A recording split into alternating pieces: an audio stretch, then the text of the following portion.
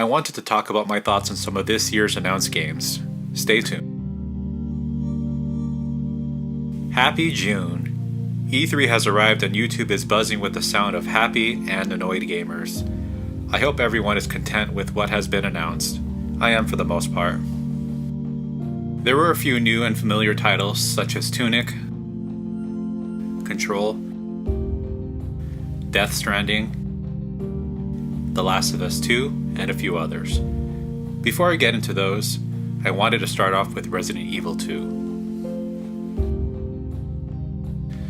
At long last, it has finally been announced. I am happy that it's not just a remake, it's a reimagining. The game looks gorgeous with the Resident Evil engine and everyone is in for a real treat with this one. I first played Resident Evil 2 on the Nintendo 64. It was a decent port and even utilized the expansion pack which I had from Perfect Dark.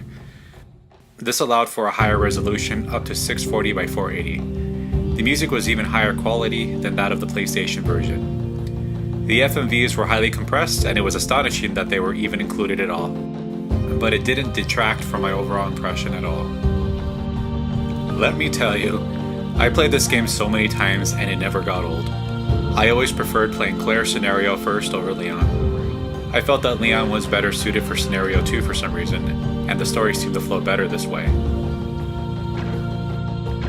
Revisiting Raccoon City will be even more chilling than before. It's possible and I hope that it will take a bit longer to navigate through the city, as we've come a long way from the pre-rendered, scaled beginnings of PlayStation 1. I hope to see that it's a bit more open world in a way that The Last of Us was. I cannot help but feel from the title it will have a touch of the evil within, and this will be an even darker game to behold. I've been looking online and saw that a lot of people were not happy with the new character models. To be honest, I was quite surprised with their new character designs. I was even more so with Claire's character model. I love Claire and this is very refreshing. She does look a bit younger here.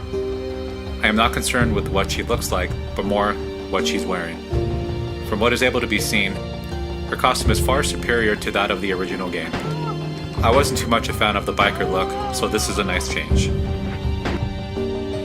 Also, you get a glimpse of Ada in the shadows. I am curious to see how she's going to look, as from the shape of her outfit, it appears to be a bit more stylish. I mean, she totally looks badass in the later games, and again, I wasn't too impressed with her original costume either. As for the game campaign, it sounded like it will be more along the lines of the original game, as Claire and Leon hardly ran into each other anyway. After playing Resident Evil Darkside Chronicles, I imagine they will also include Ada's separate scenario explaining how she survived. Though it wasn't shown in the trailer, how could we forget Hunk?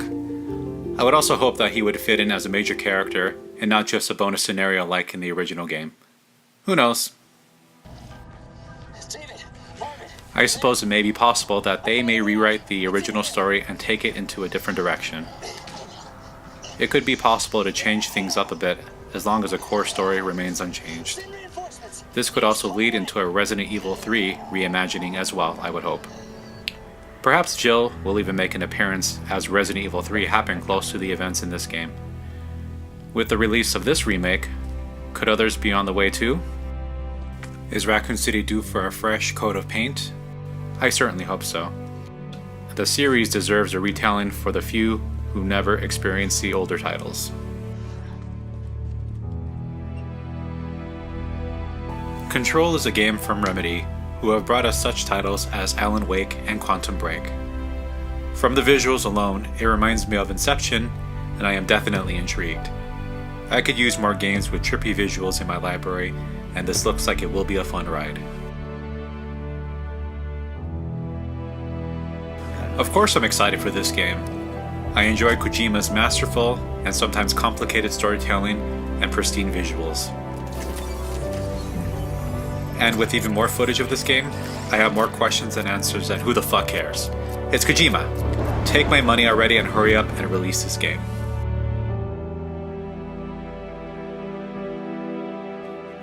After getting emotionally punched in the gut playing the first game, I am ready to dive back into this universe. From watching the trailer, I am getting some strong Tomb Raider vibes.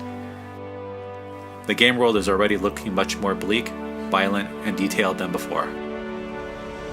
What will be in store for us here?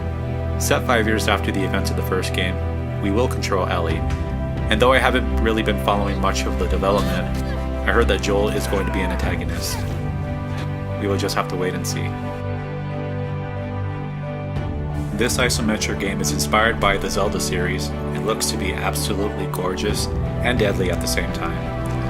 The game is described as a cross between Dark Souls and Zelda. If this is the case, we're in for hours of beautiful frustration. I will be picking this one up. This game was not part of the E3 lineup, but I wanted to mention it anyway. I came across this on Tumblr recently and was blown away by the visual style and gameplay that will be taking place. Take a look at this trailer.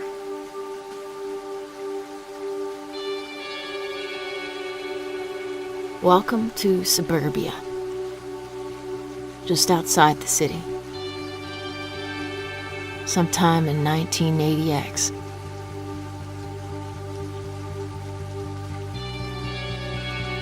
I'm Kid.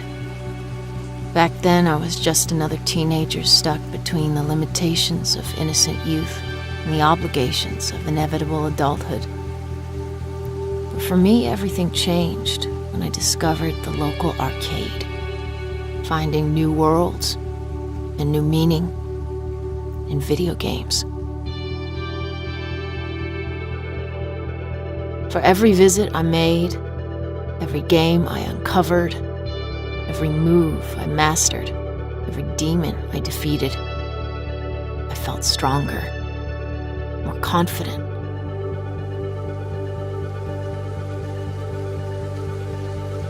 And the lines between reality and game started to blur.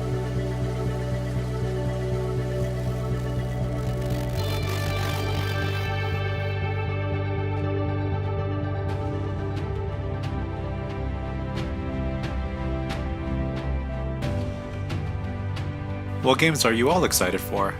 Let me know in the comments. Thank you for watching. Remember, please like and subscribe.